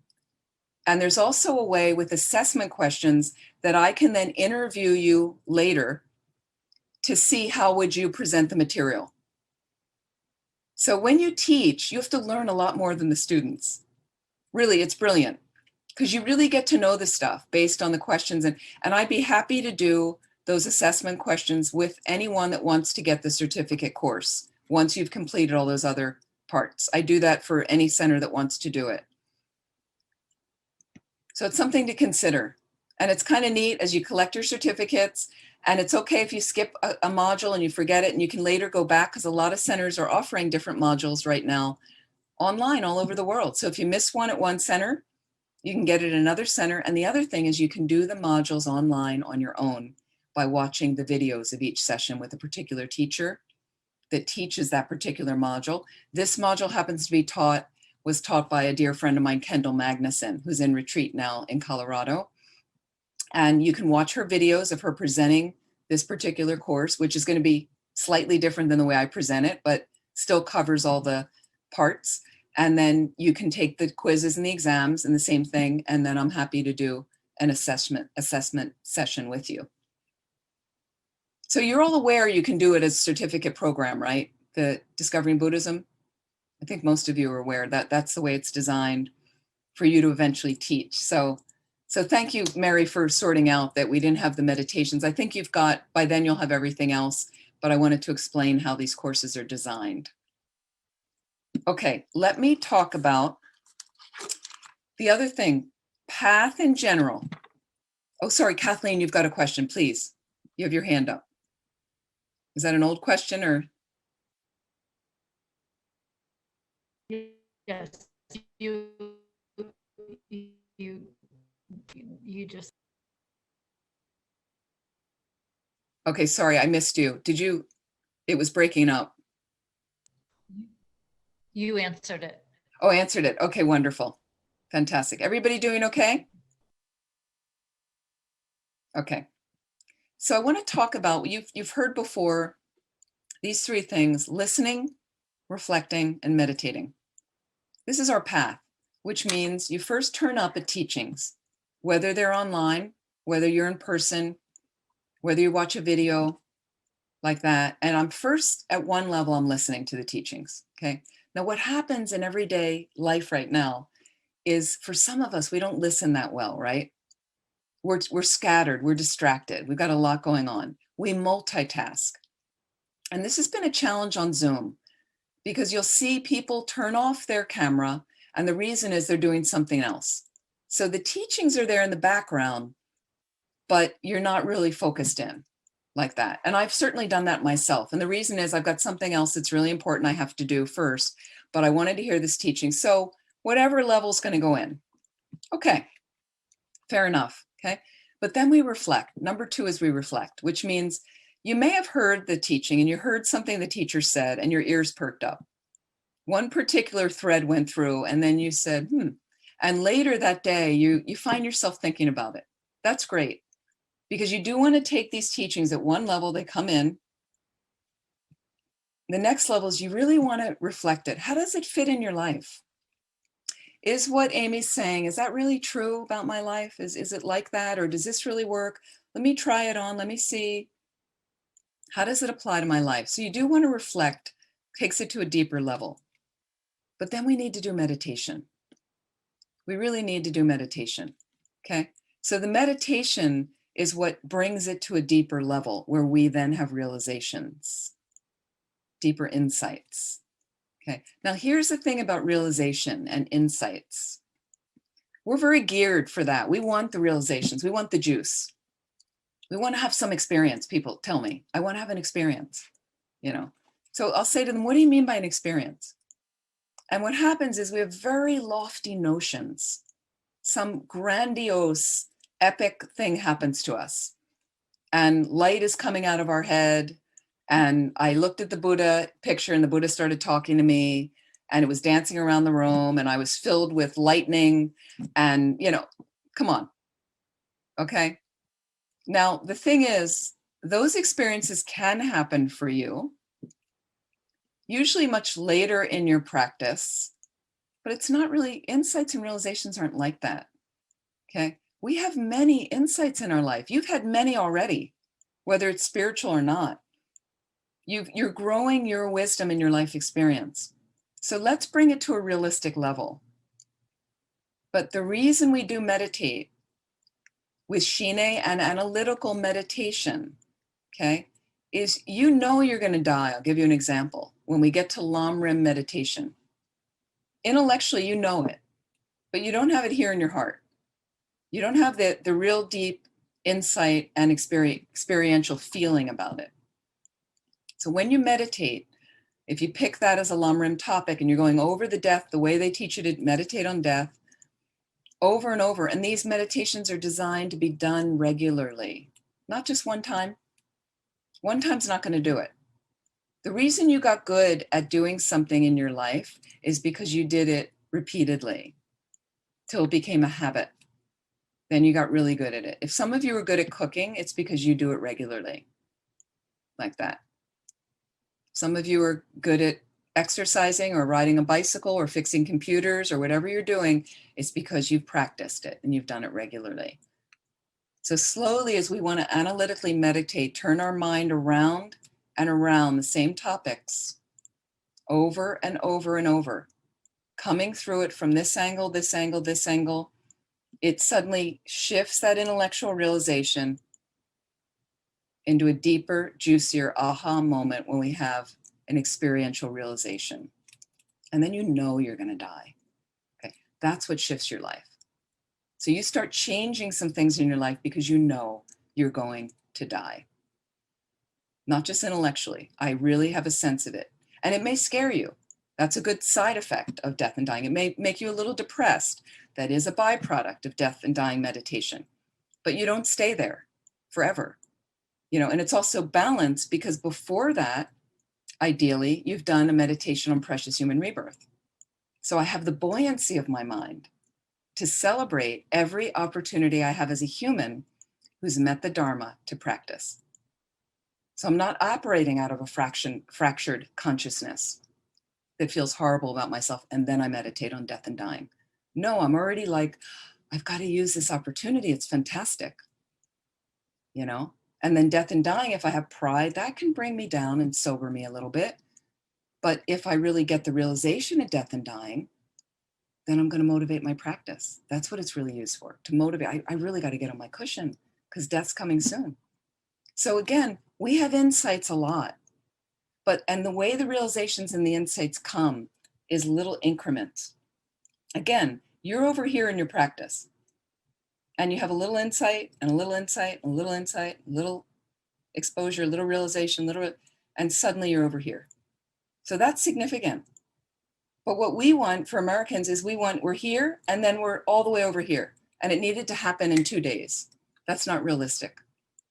So as you're patient with yourself, as you're gentle with yourself, relaxing into your practice, doing it with whatever is realistic for you to do it. Which means when we're newer, we start simply. Have to start with smaller increments. If you see the value, you start increasing that. Then you make some time for retreat, meaning you're going to start with a little day-long retreat for yourself. Maybe you start with an afternoon. Then when things open up, we might be in person in a group retreat for a weekend at a center. Wonderful. Jupiter Norberling is creating a place like that. Come into a place, you do a retreat. Then you might say, I want to go to a retreat center and do my own retreat for a weekend. So you book a cabin at Vajrapani or something like that in California, or the retreat place for Jupiter Norberling, if they have that. Or you stay at home if you live alone and can do it. Or even with a partner and you say, I'm doing this retreat this weekend. Don't talk to me. I want to do these sessions. And you set that up and then slowly, maybe you get time for a longer retreat. And you build that into your life slowly. And you see the benefits, because what happens in longer retreat is you're over and over doing these sessions every day. You can start to see the effect on your mind. Everything comes more naturally. You're getting it.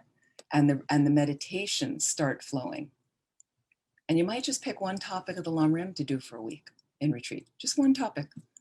But you're doing those meditations 3 or 4 times a day, or maybe more. Same meditation over and over. That's when it really starts having an effect. So certainly in your own practice every day, you start setting that up. Now what we're doing is meditation 1 and 2 that hopefully you'll have soon, okay? Those lead you into how to analytically meditate on the Lam Rim, how you can analytically meditate. And we're going to do that next week. How do we build that in? All I'm setting you up for is a foundational practice. And people say, what do I need all the prayers for? What do I need all those words for? You don't need them, okay? If you can set up a nice balance and foundation for yourself with some really heartfelt visualization where you're getting a taste that the Buddha's there. You're getting a taste of the blessing that comes through your requests. You're making heartfelt requests. If you can actualize all that without any words, fantastic. The words are simply a support for your mind to figure out how to orient myself in the right way. So for me, again, I started like this with the instruction from Lamas Zopa Rinpoche and older students, and then I was able to go into retreat on my own, and I did it every day, every day. I'm writing this story right now for the Laudo. There's a Love Laudo site, like a group of people that are connected to Laudo, this remote retreat center.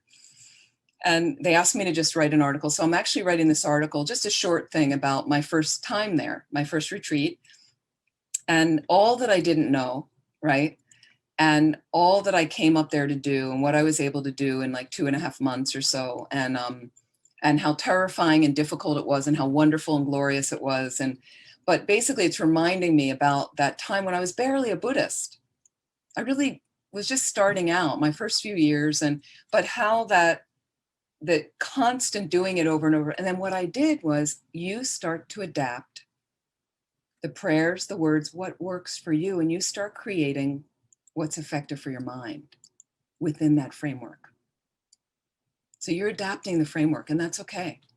That's okay. But it doesn't mean sometimes like dropping it all and I don't need to do the requests. I don't need all those things. Really create seeds in your mind for the practice to flourish. That's all I can say. That's been my own experience. Like from all of those words, I eventually got to a place where it started really synthesizing and making sense and having deep meaning in my heart and opening up the whole path to me. And it changed my mind. It changed my life for the better. So I hope, does that make sense? I'm just speaking from my own experience, because initially when we're newer and we go, I don't really resonate with this prayer. I don't know about the image. So again, try it for a little while. And then you'll learn, well, I really like this prayer. That works really well. I really like this visualization. Then stay there and do that one a little longer. But you'll see how the other components all have a place to set up the benefit for your mind. Okay. I also want to talk about when you finish a session, a prayer session, you had 10 minutes in the morning. You could just do the Shine and that was it. You got the motivation, 9-round breathing, whatever, and you did the Shine and then you had to go. You had to work. Okay. Be cautious about the post-meditation places, those sessions. They're almost as important. They say sometimes more important than the actual session that you're in. When you're in the session, you're kind of contained. I got this prayer book, I've got this printout I did, I've got it on my screen, however you do it. But there you are, safe and sound. Then you leave the session. Then you meet your partner in the kitchen and they're irritating you. Or you get a phone call that you don't like. You don't want to, and then all of a sudden everything breaks down.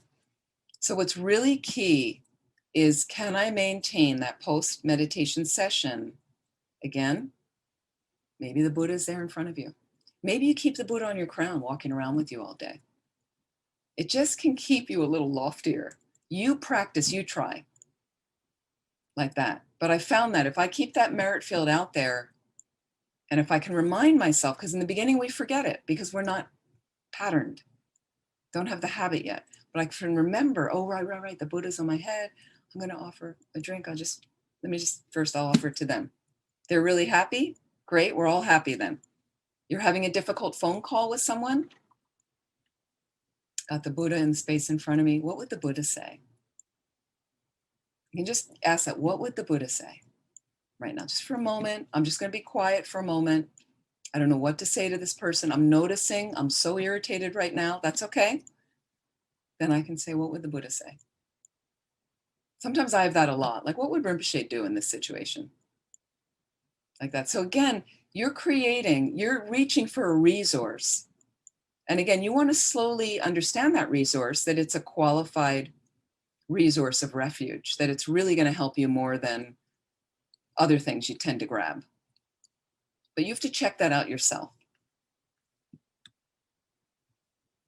Okay. Let me see what else I wanted to.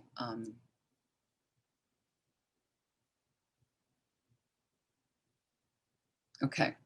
And then quickly, before we finish, I want to talk about some of this I think I've talked about before. I want to just go over this.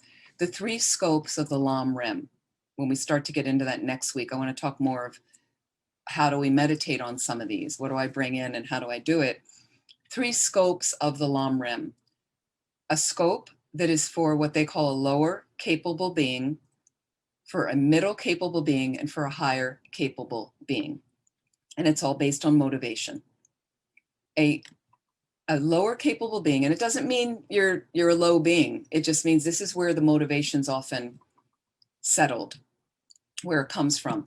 A lower capable being enters the practice because they're terrified that when they die, things will be much worse. That's a lot of us. You know, we go, I don't know what's going to happen when I die. And I'm really kind of freaked out about that right now. I'm freaked out about dying, freaked out. Okay, you might say like that. So the topics that are included in this part of the Lamrim, in this scope, are precious human rebirth. So we have a buoyancy for our mind to start practicing. This is a great opportunity. Okay, it builds a healthy state of mind because you need a healthy state of mind to practice Dharma well. Okay, from there, we go into death and impermanence. This situation's quickly passing away. I'm soon going to die. When I do die, things could be a lot worse, and we explore lower realms of existence and all their suffering qualities. And also another higher realms from the human realm. But the human realm's the best situation. So that may have a scary effect on your mind, okay? What's going to protect me from that? Refuge. So it brings in refuge and all the qualities of the Buddha, Dharma, Sangha. You'd explore that through reading and studying that. And then from that, we move into karma to understand, how do I now conduct myself? What's my behavior? And all of those topics of the Lamrim make up what's called the lower scope, which is for a being, lower being's motivation, lower capable being.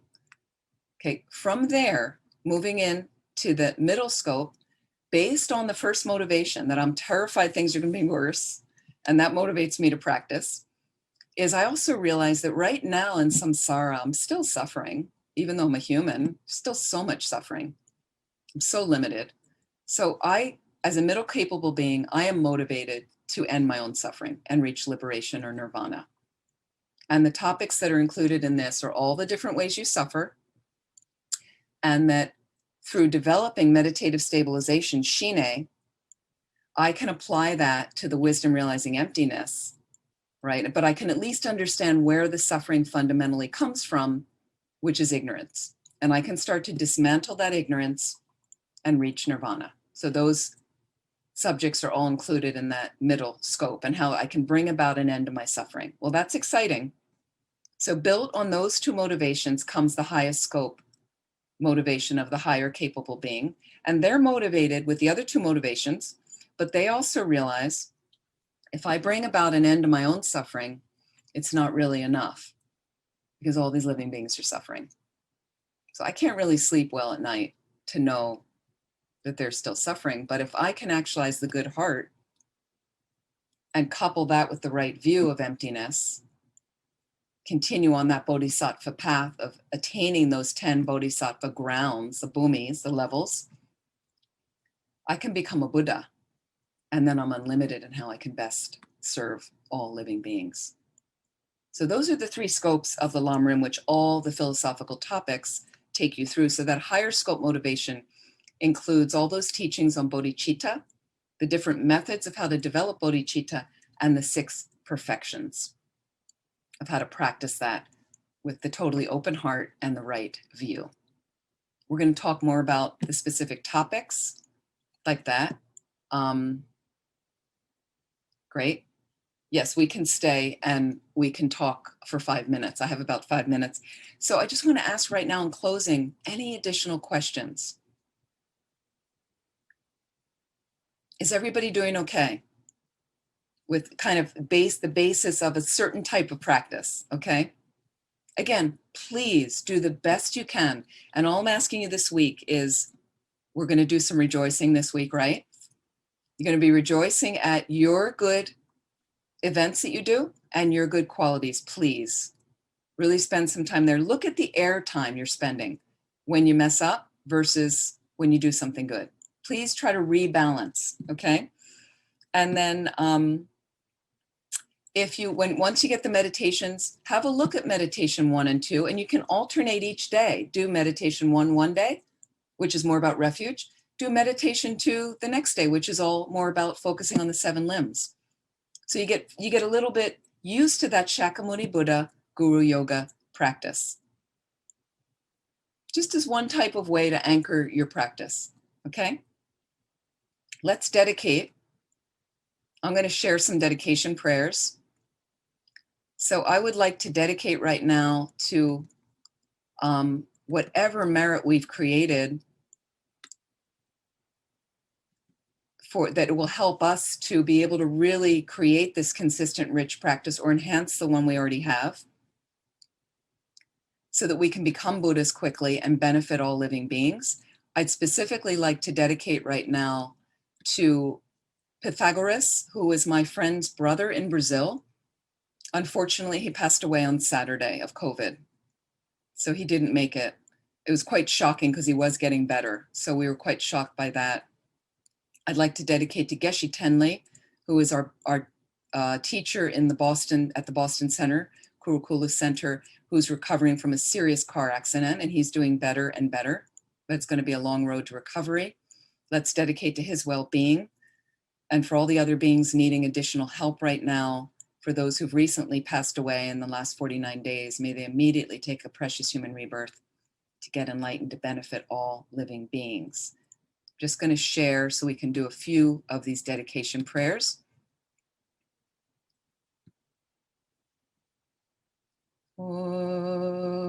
Janju Sem Chodren Boche Ma Ke Panam Ge Gurchig Ke Panyam Pa Me Pa Yi Gone Gondu Pelwarsho. However many sick sentient beings there are, may they quickly be freed from all sicknesses. May all the sicknesses, without exception, of transmigratory beings never occur again. And I'd like to do this. This is the most important dedication with emptiness.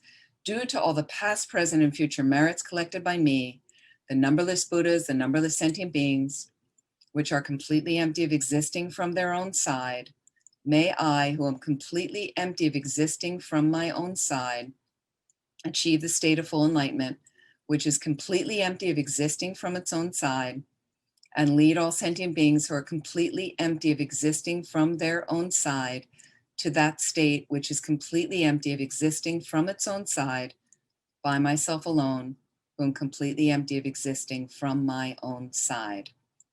Any understanding you have of emptiness, just reflect for a moment.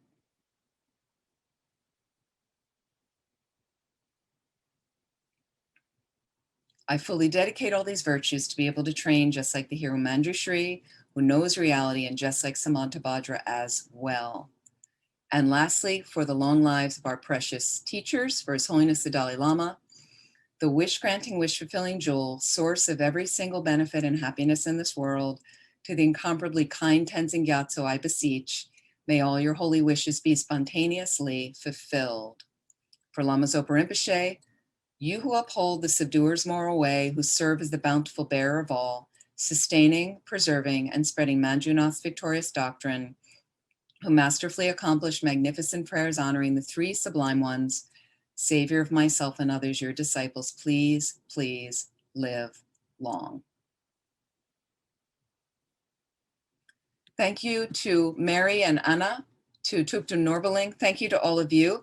And I look forward to seeing you next week. If you want to join July 6th, I wish you a happy 4th holiday. Happy Interdependence Day, right?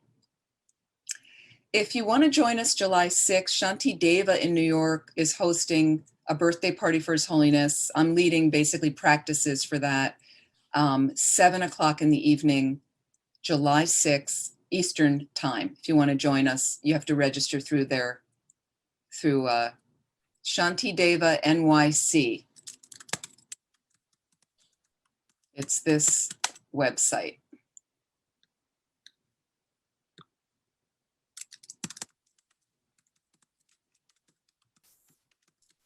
And if you look at anyway, July 6th, it'll be that practice. Feel free to join.